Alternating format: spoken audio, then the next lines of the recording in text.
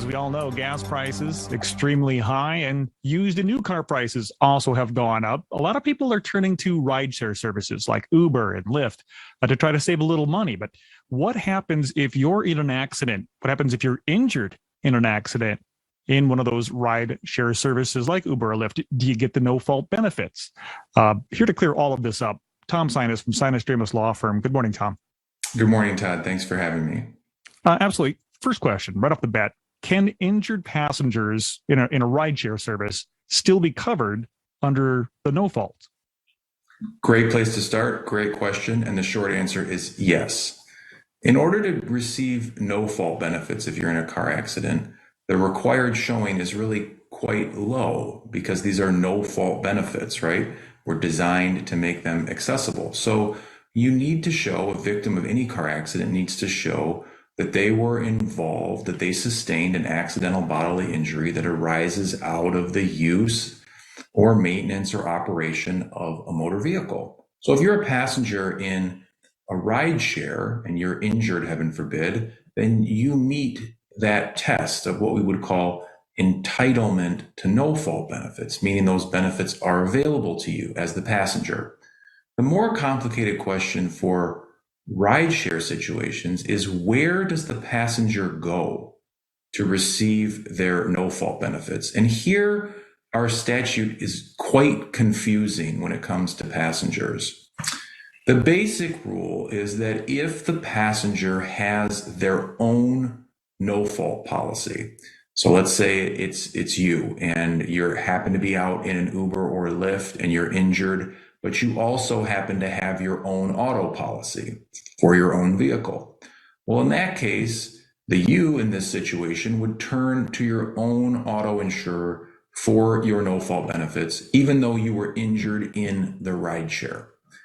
Now, what though if you don't have no-fault benefits? If you don't have auto insurance, as many people may not, especially if they're using rideshare coverage, then where does the passenger go?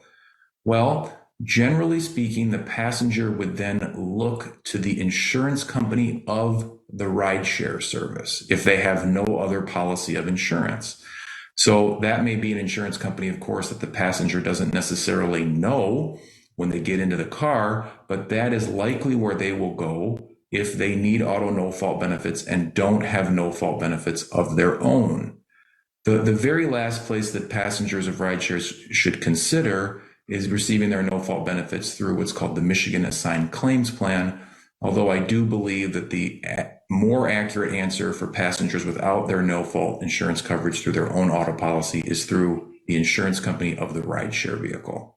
Through the rideshare vehicle insurance company. Got it. Okay. What about claims against the at-fault driver? I mean, how do you go about doing that?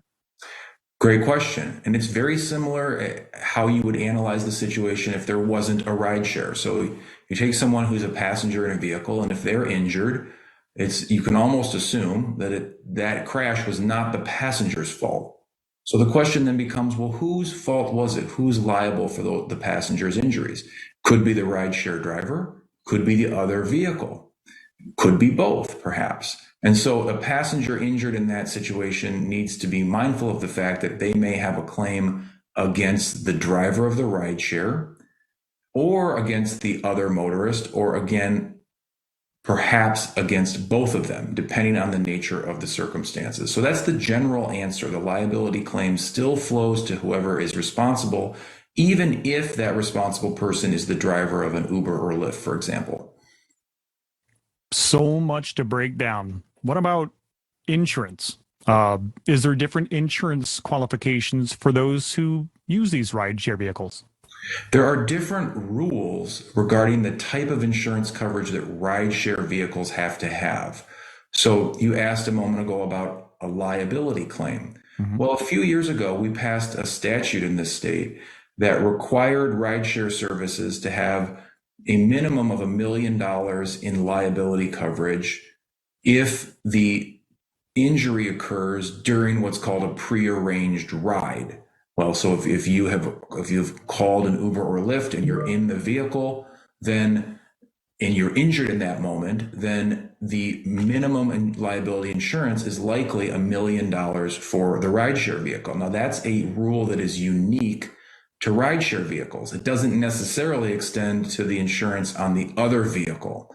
So that's something to be aware of. The other thing, and again, you can imagine this gets a little complicated quickly, is that passengers in rideshare vehicles might be able to claim what are called underinsured motorist benefits, or perhaps even uninsured motorist benefits, if they're injured and the vehicle that struck them, the non-rideshare vehicle, either had no insurance or inadequate insurance. So there are special rules. They do get involved quickly. And people who are involved in a situation where they're injured in a rideshare, I think just need to take away the general concept that there are legal claims, but there are unique rules and insurance requirements that apply to those claims. Yeah, a lot of ins and outs with this one. Injuries happening or auto accidents happening with rideshare services. And thankfully, we have experts like you to turn to if someone needs more information on this, whether they're a driver or maybe someone who's been in an accident. How can they get a hold of you? They can reach us in West Michigan at 616-301-3333. They can email us anywhere at info@sinasdramis.com. Or they can visit our website at www.sinasdramis.com.